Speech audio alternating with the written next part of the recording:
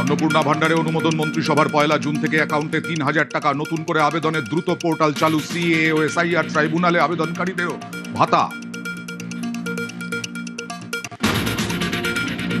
এবার সব সরকারি বাসে মহিলাদের বিনামূল্যে যাতায়াত। প্রতিশ্রুতি মতোই ঘোষণা। 1 জুন থেকেই নিখরচায় যাত্রা। সিদ্ধান্ত মন্ত্রিসভার বৈঠকে। শুধু লোকাল বাস নয়, দূরপাল্লার যাত্রাতেও এবার ভাড়া দিতে হবে না মহিলাদের। নিখরচায় যাত্রা। সিদ্ধান্ত রাজ্য মন্ত্রিসভার।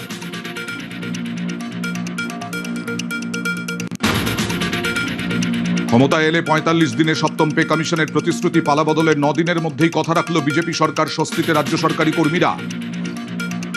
কর্মচারীদের বেতন কাঠামো সংশোধনের লক্ষ্যে 7তম রাজ্য বেতন কমিশনের গঠন।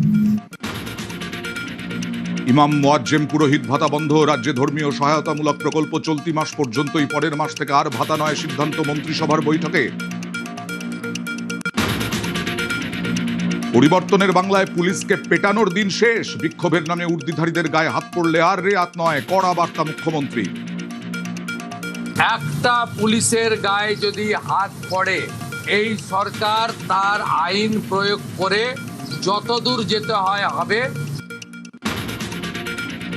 এবার কি গ্রেফতার সোনা পাপ্পু? হঠাৎ ইডি দপ্তরে হাজিরা। তোলাবাজি, জমি দখল, প্রতারণার অভিযোগ। কাকুলিয়ায় তাণ্ডবের পর দীর্ঘদিন গা ঢাকা। বাড়িতে তল্লাশির পর বারবার তলবেও গড় হাজির। আজ সিজিওতে ঢোকার মুখে সব অভিযোগ অস্বীকার।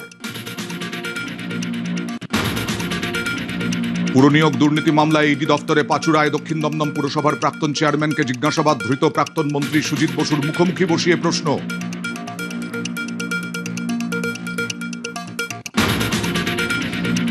গত 3-4 বছরে ভুরি ভুরি সিন্ডিকেট, কাটমানি, তোলাবাজি। অভিযোগ থাকলেও কোথায় কত এফআইআর দায়ের হয়নি। তথ্য চেয়ে এসপি-সিপিদের নির্দেশ রাজ্য পুলিশের।